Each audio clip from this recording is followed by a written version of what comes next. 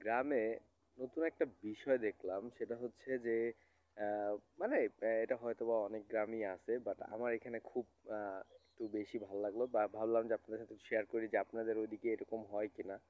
সেটা হচ্ছে যে আহ, এইদিকে যাদের হচ্ছে যে ছোট ছোট বাচ্চাদেরকে যাদের দাঁত পড়ে যায় বা হয় না হইতে দেরি হয়, তাদের কি করে, ওরা হচ্ছে ওই যে আত্মীয় স্বজন যারা যারা আছে ওদের বাসায় বাসায় যায়, বাসায় বাসায় যাইয়া হচ্ছে তারা চাল উঠায়।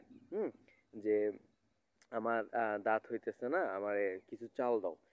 আবার আরেক যে আত্মীয় স্বজন আছে তার বাসায় যাবে, তার বাসায় যেয়ে আবার সেম কথা বলবে যে আমার দাঁত হচ্ছে না, তুমি আমাকে চাল দাও। এরকম যেয়ে যেয়ে হচ্ছে চাল উঠায়। চাল উঠানোর পরে ওই চাল দিয়ে হচ্ছে পিঠা বানায়। পিঠা বানাইয়া তারপরে ওইটা হচ্ছে কাকড়ে হচ্ছে খাওয়ায়। এবং এটা খাওয়াইলে নাকি হচ্ছে তাদের আবার দাঁত হয়।